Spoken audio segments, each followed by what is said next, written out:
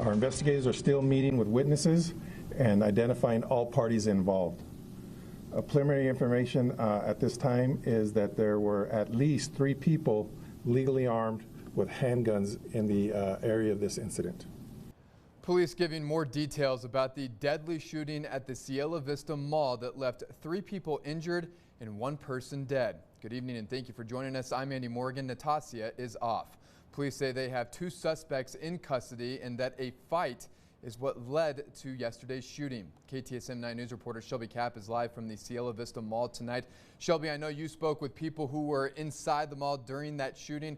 What did they tell you about the moments that unfolded after those first shots rang out?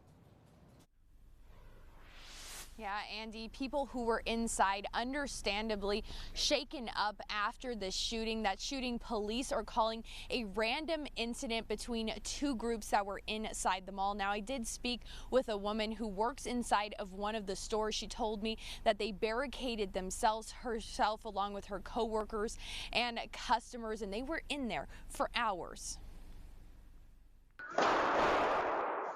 People could be seen running through the mall as shots rang out. A woman who works inside the mall describing the moment she heard people screaming. In the moment, we had no idea. All we heard was the screams, the running, people trying to hide, and that's all we knew. And that's where the fear came from mostly. It's just what we heard, and it was a lot of yelling.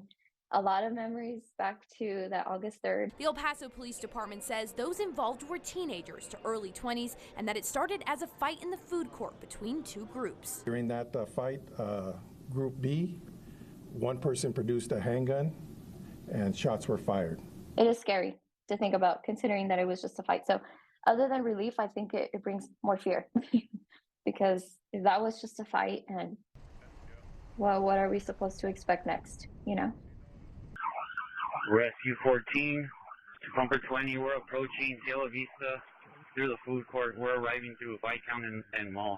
Law enforcement could be heard communicating to one another as they arrived on the scene. And within minutes of that first call coming in, an off-duty officer that was working security at a store in the mall was able to take one of the suspects into custody. It was intense. It's very hard to put into words, especially the day after.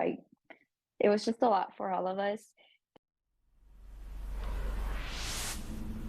And tonight, we do not see any law enforcement in this area of the mall. This is the same area that we have been at throughout all day yesterday and then earlier today. But there are still some cars here in the parking lot. There were more earlier. We know those cars were left behind by people who were inside of the mall when that shooting took place. But police did say earlier today that people could come back and get their cars. They just needed to make sure they brought their keys and their IDs with them. Reporting live from East El Paso, Shelby Kapp, KTSM 9 News.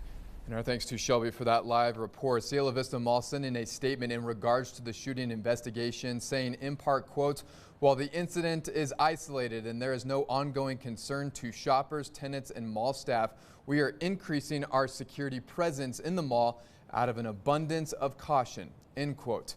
University Medical Center also giving an update today on both patients that they received yesterday as a result of this shooting, saying both remain in critical condition. Del Sol Medical Center is also treating one of the shooting victims and adds the patient is in fair condition.